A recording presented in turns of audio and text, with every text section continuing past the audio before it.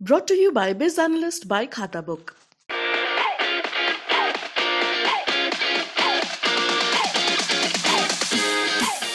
Congress party में मैं ये नहीं कहती कि हम सरकार बनाने जा रहे हैं, पर हाँ ये जरूर कहूंगी कि कांग्रेस के बिना कोई सरकार बनने वाली भी नहीं है। रामपुर खास की जिस सीट को 9 बार जीत करके कांग्रेस नेता प्रमोद तिवारी ने उसे अभेद किला बनाया था, उसी सीट से मौजूदा विधायक और उनकी बेटी एक बार फिर से चुनाव मैदान में हैं। आराधना मिश्रा, उनसे बात करेंगे। एक बार फिर से चुनाव मैदान में हैं आप, लेकिन इस बार बीजेपी कह रही है कि 5 साल तक जो योगी सरकार रही उसमें इतना काम हुआ कि इस बार नतीजे कुछ और देखने को मिल सकते हैं। आपको कितना भरोसा है इस बार अपनी जीत पर?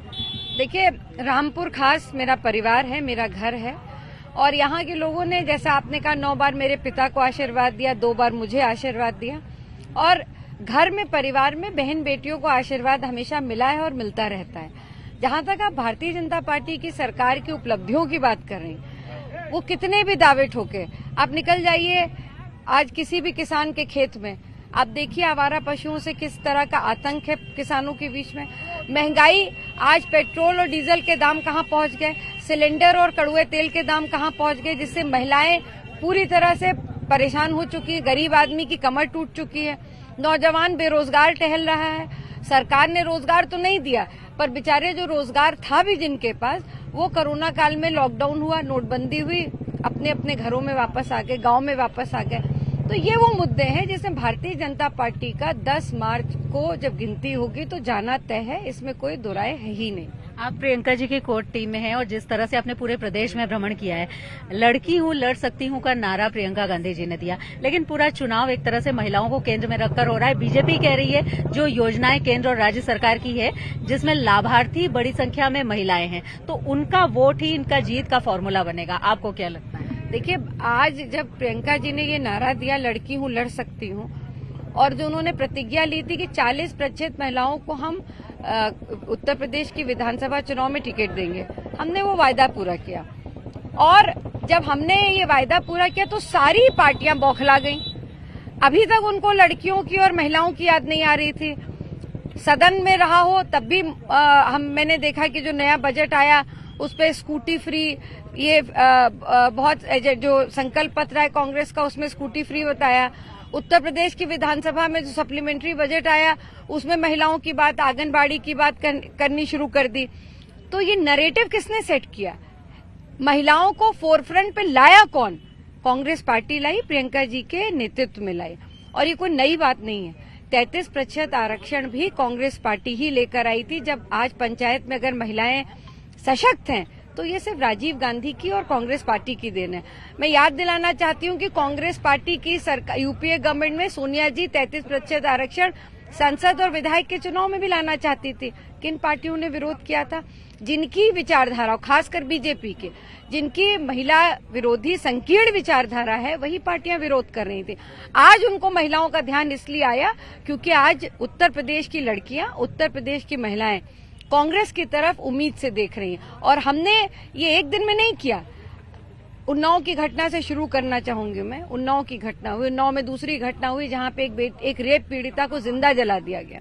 हाथरस की घटना हुई, पूरी दुनिया ने देखा किस तरह से उस बेटी के साथ बलात्कार हुआ, उसको मारा पीटा गया और 4 दिन बाद वो एम्स में दम तोड़। बिल्कुल आपकी इसी बात पर आती हूँ कि कांग्रेस ने सड़कों पर बहुत संघर्ष किया, आपने इस बीच बहुत भ्रमण किया है, लेकिन ये जो 4 साल का संघर्ष था, अब चुनाव आते आते ऐसा क्यों लग रहा है कि मुख्य लड़ाई में कांग्रेस कहीं पीछे है, सत्तारूढ़ बीजेपी से मुख्य लड़ाई में समाजवादी पार्टी कहीं आगे है? मैं देखिए, हमारे एजेंडा अलग है। भारतीय जनता पार्टी हमेशा से सांप्रदायिक राजनीति करती आई है।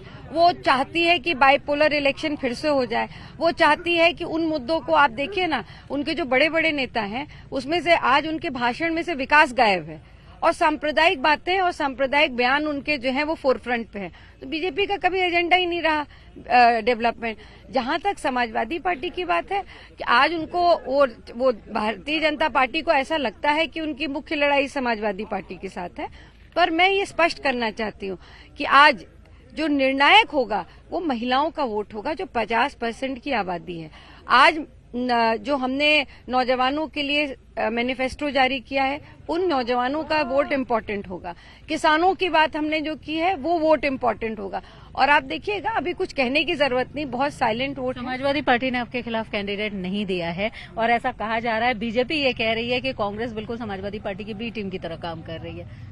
देखिए, मैं भारतीय जनता पार्टी के पास कोई मुद्दे तो नहीं रह गए, तो उनके पास केवल आरोप और निराधार आरोप प्रत्यारोप लगाते। मैं याद दिलाना चाहती हूँ कि समाजवादी पार्टी ने हमेशा से जो हमारे चुनाव में लीडर्स के खिलाफ, जो बड़े लीडर्स पार्टी के लीडर्स थे, उनके खिलाफ कभी चुनाव, रायबरेली मीठी में उन्होंने कभी नहीं चुनाव लड़ाया। तो कोई नई बात नहीं है ये। हमने उनके लिए 2 सीटें छोड़ी समाजवादी पार्टी के लिए, क्योंकि उनके राष्ट्रीय अध्यक्ष चुनाव लड़ रहे थे, और उनके एक सहयोगी के लिए छोड़ी। अगर मेरे सीट पे उन्होंने कोई प्रत्याशी नहीं उतारा है तो उन्होंने उसको रेसिप्रोकेट किया है। और मैं याद दिलाना चाहती हूँ कि मेरे खिलाफ उन्होंने 2014 में भी और 2017 में भी प्रत्याशी नहीं उतारा था। तो ये कोई नई बात नहीं। ये कांग्रेस पार्टी हमेशा सबको साथ लेके राजनीति करना चाहती है, पर कहीं भी इस तरह की बात नहीं कि हम उनकी बी टीम। सबसे ज्यादा संघर्ष अगर किसी ने किया उत्तर प्रदेश की सड़कों पे किया तो कांग्रेस पार्टी ने किया। यानी 80-20 जैसी बातों को जनता नकार देगी? मुझे नहीं लगता। अब भारतीय जनता पार्टी का एजेंडा पूरी तरह फेल हो चुका है।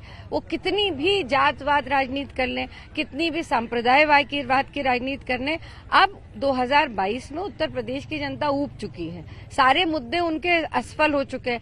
अब चुनाव होगा, किसानों के मुद्दों पे होगा, बेटियों के अधिकार पे होगा और नौजवानों की बेरोजगारी पे। और 10 मार्च को कांग्रेस को कहाँ खड़ा पाती हैं आज आपको? सशक्त रूप से खड़ा पाती हूँ।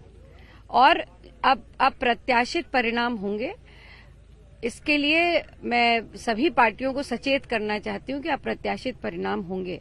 और इतना जरूर कहूंगी कि कांग्रेस पार्टी में मैं ये नहीं कहती कि हम सरकार बनाने जा रहे हैं, पर हाँ ये जरूर कहूंगी कि कांग्रेस के बिना कोई सरकार बनने वाली भी नहीं है। शुक्रिया बातचीत के लिए। तो ये है आराधना मिश्रा, कांग्रेस की विधानमंडल दल की नेता, प्रियंका गांधी की कोर टीम मेंबर, और साथ ही प्रतापगढ़ यहाँ पर रामपुर खास से चुनाव लड़ रही हैं। इनका कहना है कि बीजेपी का एजेंडा फेल हो चुका है और अप्रत्याशित नतीजे होंगे। कैमरामैन संदीप दुबे के साथ शिल्पी सेन, प्रतापगढ़।